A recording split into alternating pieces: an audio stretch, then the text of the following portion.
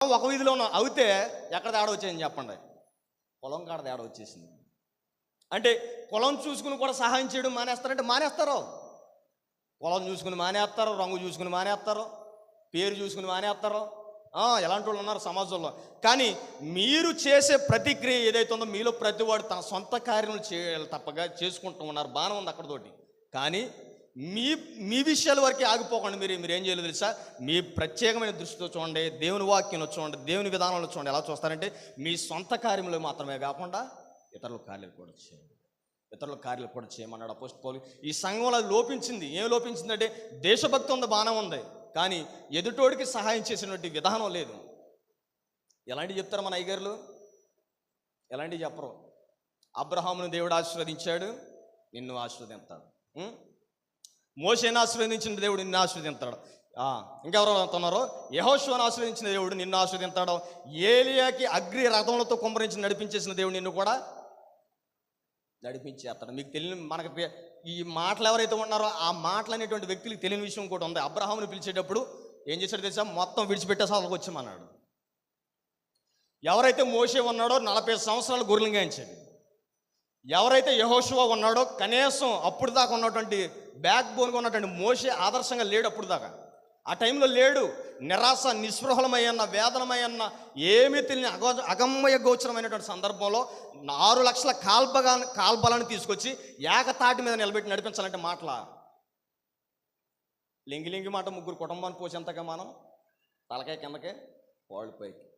ఒకడేమి ఇలాగే వెళ్తాడు, ఒకడేమి అలాగే వెళ్తాడు. ఏంట్రా అయ్యా చెప్పిన మాట ఏనంటే ఏంట్రా?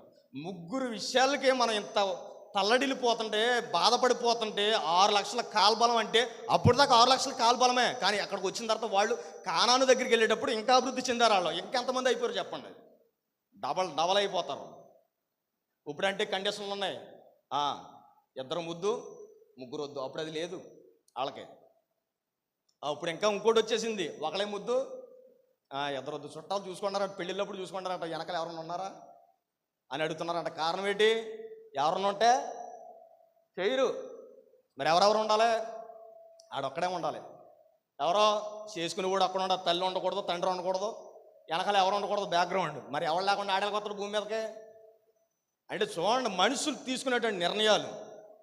ఏలియా ఎవరైతే ఉన్నాడో, ఒక తిరమల ఉంది కదా, యెజబేలు తుప్పలట్టి చేసింది మనవాడిని. ఎవరిని? ఏలియా గారిని.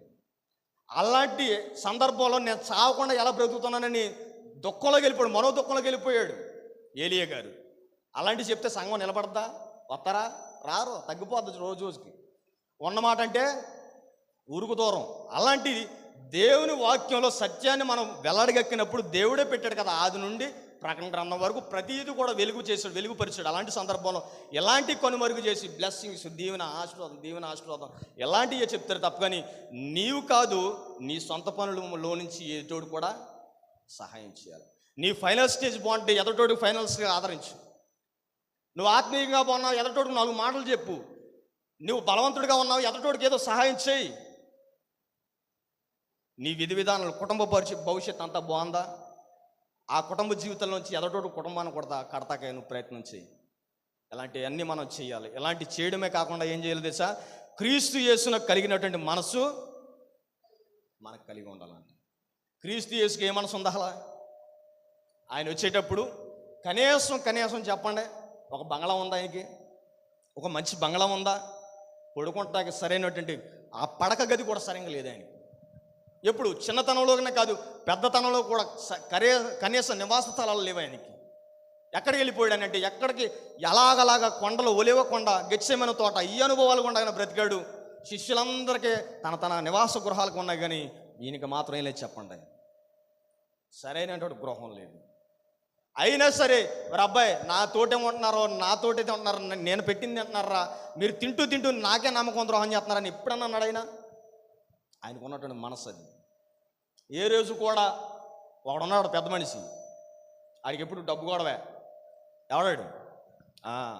ఇక ఎంతో డబ్బు సంచి అక్కడ ఉంటే ఆడి పేణం అక్కడ ఉంటుంది. అలాంటి వాడిని కూడా నువ్వు దొంగవరా, నా సంఘానికి కానీ నేను చేసేటువంటి పరిచర్యకి నీ వల్ల నిందలు వస్తున్నాయి ఎప్పుడన్నా అన్నాడు? ఆయనకు ఉన్నటువంటి మనసు అది. ఆయన ఇంకేమన్నాడు తెలుసా? ఎదుటోడికి పరిచర్య చేసినోడు ఎదరొచ్చి నిలబడి ఉమ్ము వస్తుంటే నమ్మక ద్రోహం చేస్తుంటే నమ్మక ద్రోహి మనలా ఆయన మనసు అది. ఇలాంటి మనసు మనం కలిగి ఉన్నామా అంటే ప్రశ్నే.